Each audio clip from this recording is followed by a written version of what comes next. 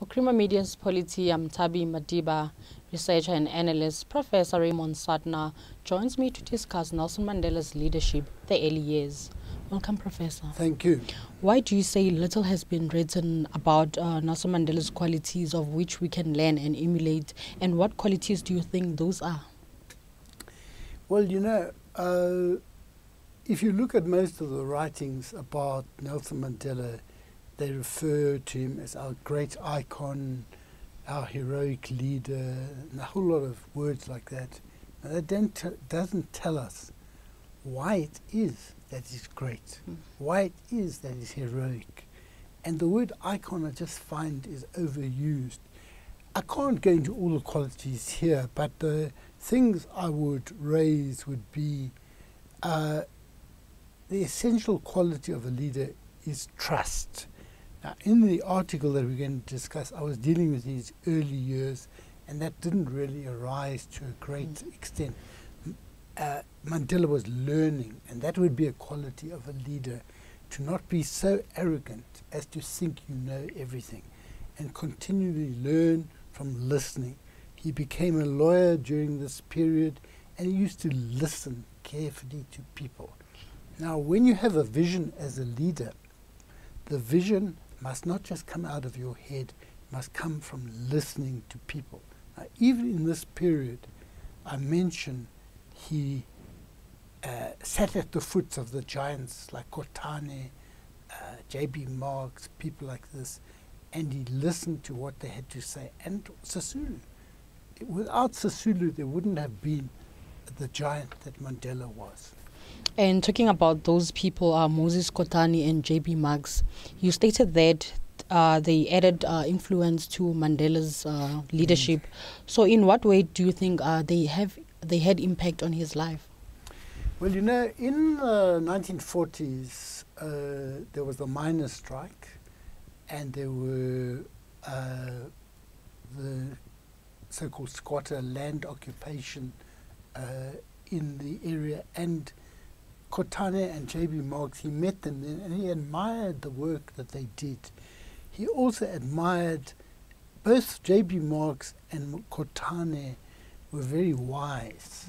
It's said that Oliver Tambo and Albert Luthuli would never have done anything without consulting Kotani.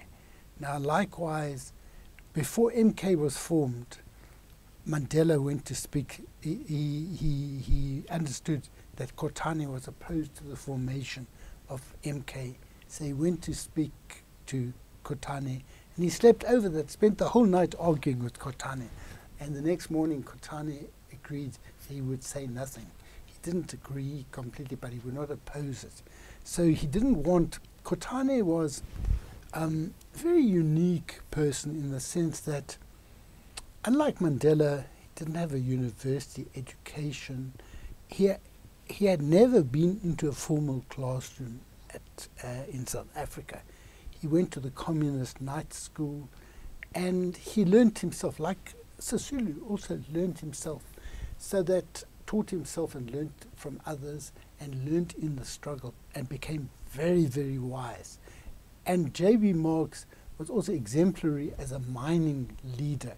So that's why these people influenced Mandela, because they had experience. They also had read a lot, learnt a lot, and written a lot about the struggle. And how could you explain Mandela's leadership, taking into consideration that he accepted non-racial and multiracial collaboration? Well, what I deal with in this article is that initially Mandela was the most anti-cooperation with other races of all the Youth League people. He used to break up meetings of the Communists and the Indian Congress.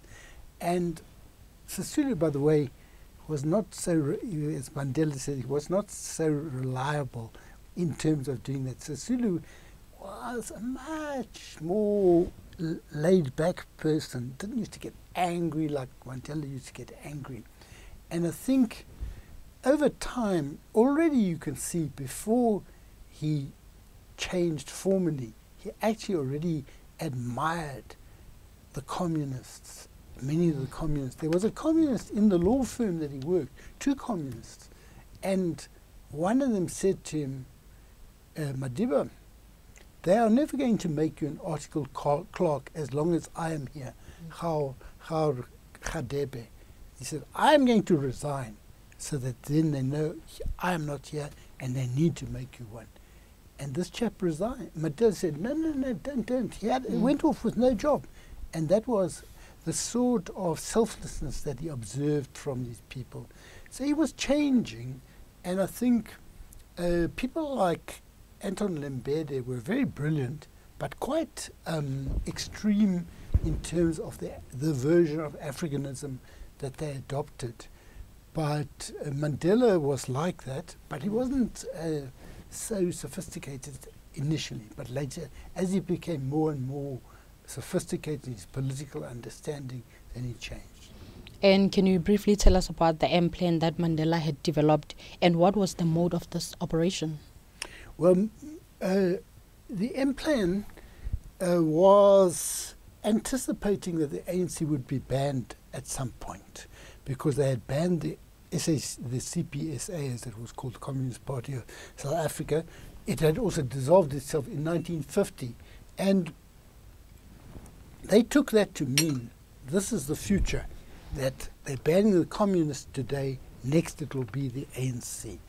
So they had to prepare for this, and they set up small groups in preparation for that. Because when you are underground, you don't have 1,000 people at a meeting. You have small groups. And they trained them in political understanding, and that was what the M plan was about. And lastly, why do you say that what Mandela did in the ANC did not result from communist control or direction, but had to be argued within the structures of the ANC? Well, what I'm saying is he became a communist, but that doesn't mean or the evidence seems to show he and Sisulu became communists. But in the ANC, NEC, you can't come there and just say this is the communist position, ANC, pass it. You've got to argue the position. Now, when I was in the leadership of the ANC, you would find sometimes that communists were not having one view.